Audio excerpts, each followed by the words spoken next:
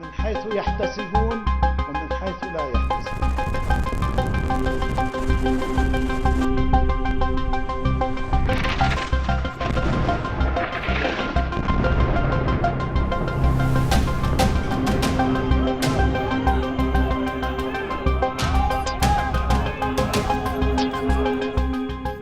सत्ताईस सितंबर 2024 को इजराइल ने बेरूत पर करीब 80 टन से ज्यादा के बंकर रोधी बम गिराए थे और जब ये बम बेरूत पर गिरे तो मानो जलजला आ गया हो। पूरा लेबनान आईडीएफ के हवाई हमलों से थर्रा गया था और धमाकों के बाद पता चला कि इस हमले में हिजबुल्लाह प्रमुख हसन नसरल्लाह की मौत हो गई और उनके साथ हिजबुल्लाह के कई बड़े कमांडर मारे गए थे। हालांकि नसरल्लाह के खात्मे के बाद भी हिजबुल्लाह ने हथियार नहीं डाले और वो इजराइल के आगे जंग के मैदान में डटा रहा, जिसका नतीजा ये निकला कि इजराइल को हिजबुल्लाह के साथ 27 नवंबर 2024 को युद्ध विराम समझौता करना पड़ा।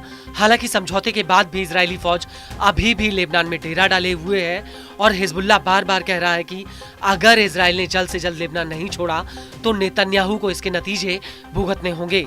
हालांकि समझौते के तहत 26 जनवरी 2025 को आईडीएफ को लेबनान खाली करना था, लेकिन वो डेडलाइन के बाद भी लेबनान में डटी हुई है।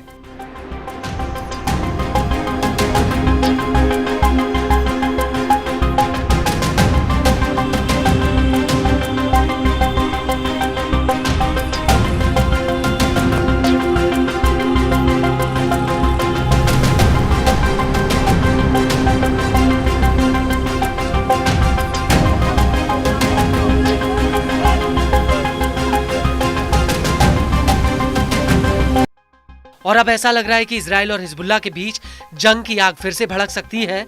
दरअसल इजराइल ने युद्ध विराम समझौते का उल्लंघन करते हुए लेबनान की बेका वैली में कई हवाई हमले किए। इसको लेकर न्यूज एजेंसी प्रेस टीवी का कहना है कि आईडीएफ ने हिजबुल्लाह के एक अंडरग्राउंड ढांचे को निशाना बनाया जिसका इस्तेमाल हथियार बनाने में किया जाता था।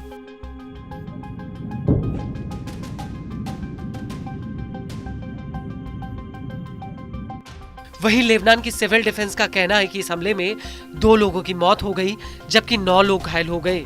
इसको लेकर अल मनारा न्यूज एजेंसी और एनएनए न्यूज एजेंसी का कहना है कि आईडीएफ के हमले से जानता और ताल महज के पास एक पोल्ट्री फार्म में आग लग गई। एनएनए के मुताबिक आईडीएफ ने शीबा फार्म्स के बाहरी इलाके पर भी हमला किया। इसके अलावा याहमार अल शाकिफ के उत्तरी प्रवेश द्वार पर आईडीएफ ने एक घर पर ड्रोन अटैक किया। लेकिन इस सब के बीच बड़ी बात यह है कि मरून अल रस के बाहरी इलाके में आईडीएफ के सैनिकों ने 4 लेबनानियों को किडनैप कर लिया। इसी इलाके में आईडीएफ की गोलीबारी में 2 लोग घायल भी हुए।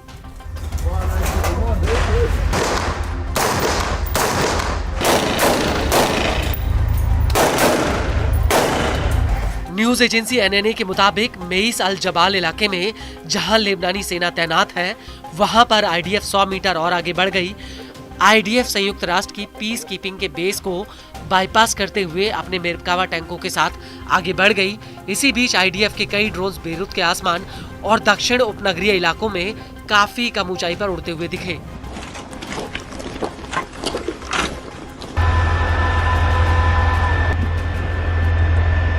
इसको लेकर लेबनान के स्वास्थ्य मंत्रालय का कहना है कि मजदल सेलेम और मरून अल रस में 5 लोग घायल हुए और अब ऐसा लग रहा है कि इजराइल की इस कार्रवाई का हिजबुल्लाह के साथ हुए युद्ध विराम समझौते पर असर पड़ सकता है, क्योंकि हिजबुल्लाह समर्थित लेबनानी सांसद मोहम्मद राड ने अंतर्राष्ट्रीय बिरादरी पर हिजबुल्लाह की इन हरकतों पर चुप रहने का आरोप लगाया है।